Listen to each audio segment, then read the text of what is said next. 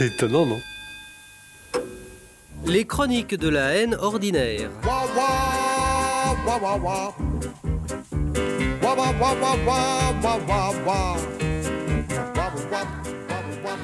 C'est hier après-midi que j'ai pris la nouvelle en pleine gueule, chez l'opticien.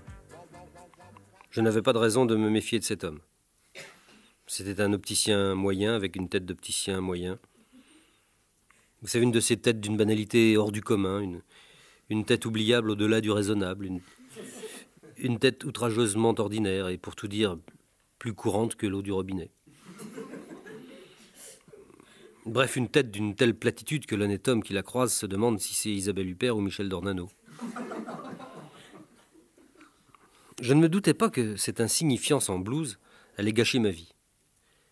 J'étais entré là sur une impulsion pour m'acheter des lunettes noires destinées à cacher mon intrépide regard de cancéreux sursitaire buriné, à la cohorte enfiévrée des 1001 groupies inassouvies que la rue jette pantelante à mes trousses quand Phébus, attardant ses rayons sur leur cou juvénile pour d'impossibles rutes où je ne serais pas, leur met les fesses en feu et la fièvre au nombril et pousse vers mon corps leur quelconque zappa. « Bonjour, docteur, est-ce que vous avez des lunettes ?» Peut-être mon entrée en matière a-t-elle heurté l'amour-propre de ce plat imbécile. À l'instar du vieux Prévert qui disait « tu » à tous ceux qui l'aimaient, je dis « docteur » à tous les hommes en blanc. J'ai déjà remarqué que ça énervait les boulangers. Faites l'expérience. Au lieu de vous emmerder l'après-midi dans vos bureaux insipides, à essayer de vendre des moissonneuses-batteuses hydrauliques par correspondance à des ploucs illettrés, ou à apprendre par cœur la constitution de la 4e dans les pots de sciences chiottes,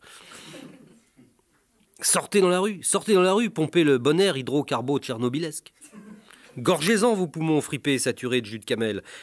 Entrez dans une boulangerie, entre deux fournées, à l'heure où cet artisan blême et farineux s'exhume de son pétrin pour venir expectorer ses calembours racides d'ex-mitron sous le nez des ménagères. J'en ai su bien, moi, pendant 10 ans, qui ne savait pas vendre un bâtard sans hennir « Et un enfant sans père pour la petite dame !» Quelle dérision. Bref, quand votre tour arrive, vous regardez le boulanger au fond des yeux et vous lui lancez gaiement « Bonjour docteur, est-ce que vous avez du pain ?»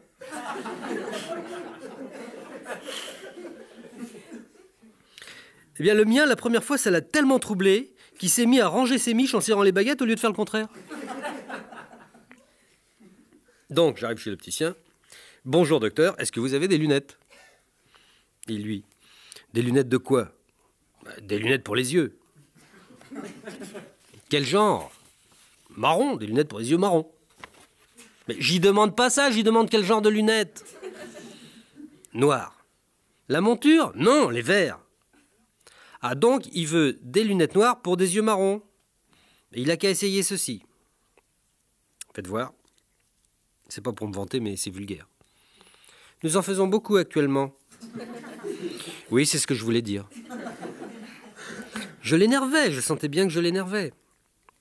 Il a qu'à essayer ceci, alors. Ah oui, c'est mieux, docteur. C'est combien? Celles-ci nous font 34 francs. Dites 33. Non, 34. Sinon, je fais pas ma marge. Et celles-ci? Celles-ci nous font dans les 250 francs. Je m'en fous, je suis riche. Il sera pas déçu, il y a plusieurs écartements. C'est pas pareil, c'est un autre produit. Il sera pas déçu, on n'en vend pratiquement jamais. Mettez mon droit père. Je l'énervais vraiment. C'est à ce moment qu'il s'est vengé en me gâchant la vie. Il n'a pas besoin d'autre chose.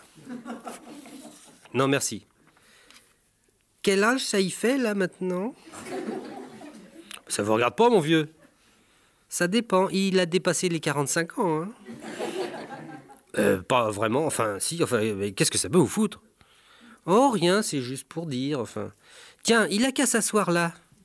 Il a qu'à fermer l'œil droit. Il a qu'à lire le tableau qui est là. Bon, si vous y tenez. Ah, je voudrais tant que tu te souviennes des jours heureux où nous étions amis. En ce temps-là, la vie était plus belle et le soleil plus brûlant qu'aujourd'hui. Non, là, il a triché. Il n'a pas pu lire ça. Il a qu'à essayer avec ces vers-là pour voir. Bon, je recommence. Ah, je voudrais tant que tu te souviennes des jours heureux où nous étions amis. En ce temps-là, la vie était plus belle et le soleil plus brûlant qu'à Roubaix. Ah! Il voit bien qu'il voit mieux. L'autre œil maintenant? Et le soleil plus brûlant qu'à Roubaix, les feuilles mortes? Ah non, il a qu'à essayer avec ces vers-là. Les feuilles d'impôt se rappellent à la masse. Eh ben oui, eh ben oui. Il est presbyte.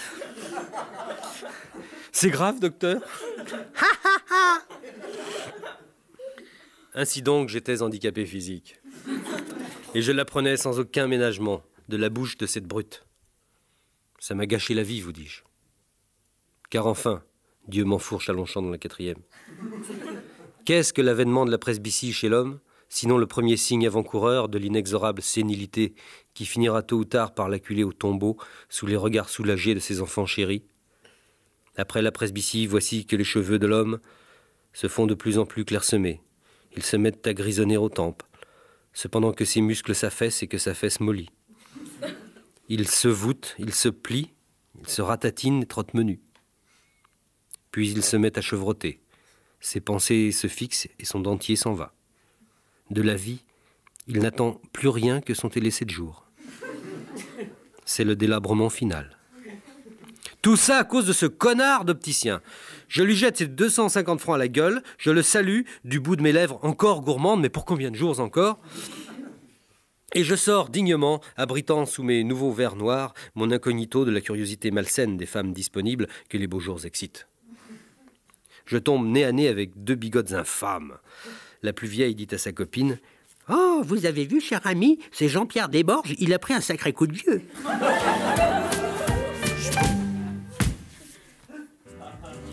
Quant à ces féroces soldats, je le dis, c'est pas pour cafeter, mais il faut rien que mugir dans nos campagnes.